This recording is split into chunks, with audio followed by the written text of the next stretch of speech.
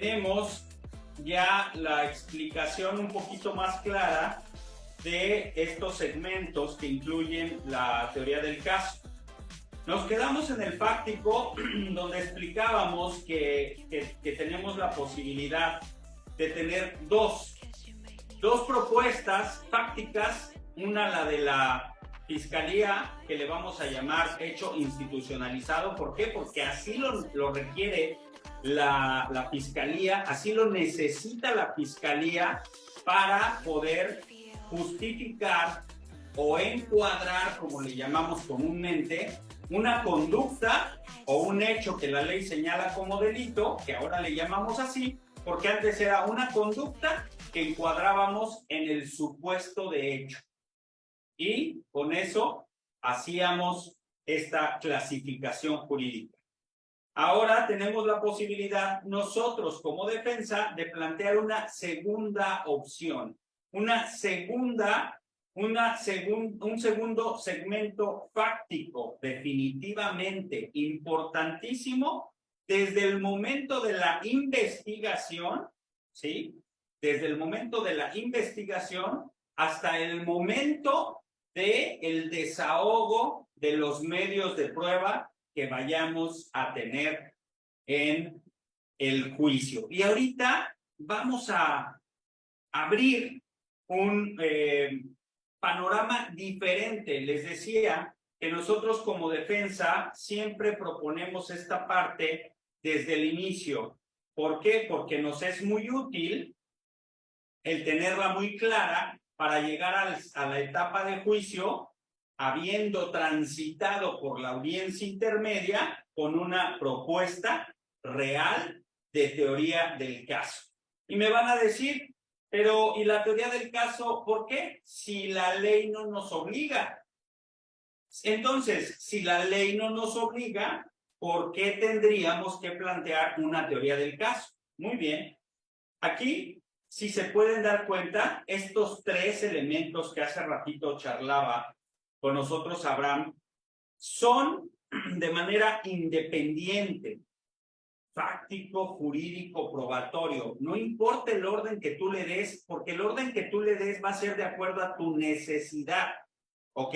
Otro punto importantísimo. Recuerda que ya en el momento de juicio, en la etapa de juicio, no te pueden obligar a tener un orden en el desahogo.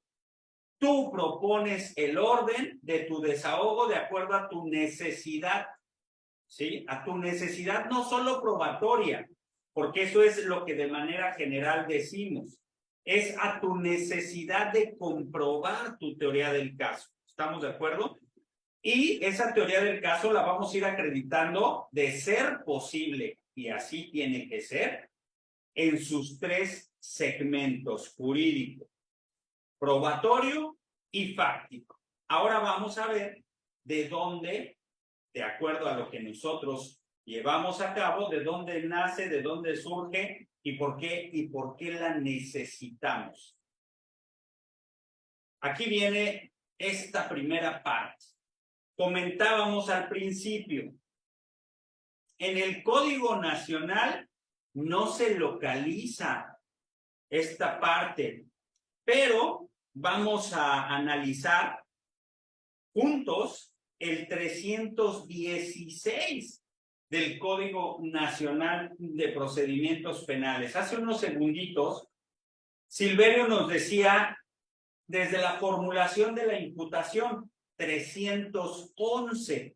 Y ahorita les voy a decir por qué el 311 se quedó corto y no alcanza a cubrir todos los elementos que forman o conforman la teoría del caso.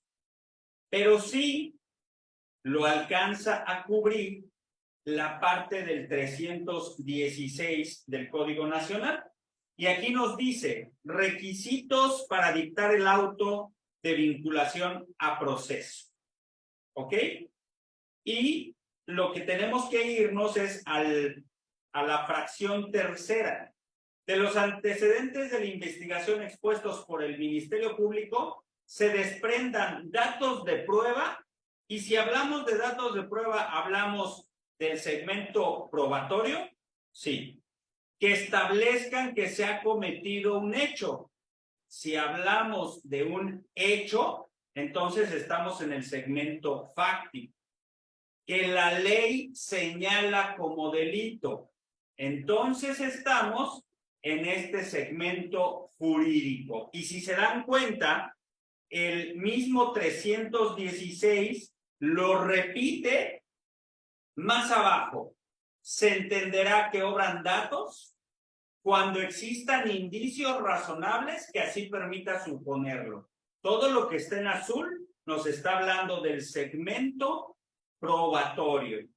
Ahora, nos dice que establezcan que se ha cometido un hecho. Si estamos hablando de hecho, todo lo que esté en verde nos habla de ese segmento fáctico, ya sea el de la fiscalía o el de la defensa. Si estamos hablando del 316, se supone que es el de la fiscalía. Y también retoma la parte que dice que la ley señale como delito. Otra vez, estamos hablando en la parte amarilla de ese segmento jurídico. Estamos de acuerdo que el Código Nacional sí nos habla de la teoría del caso, no le pone desde ese inicio el nombre de teoría del caso, no por lo menos en el Código Nacional.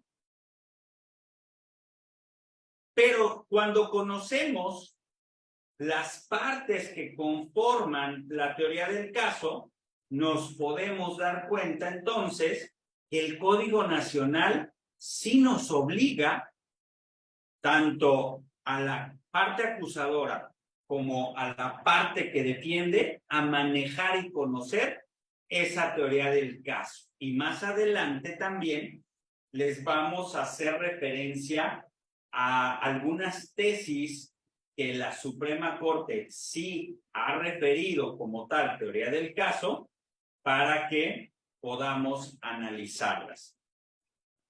Y vamos a continuar con esta proyección porque no es el único momento donde nuestro Código Nacional nos habla de esta teoría del caso. 316, el 311, le comentaba hace un ratito a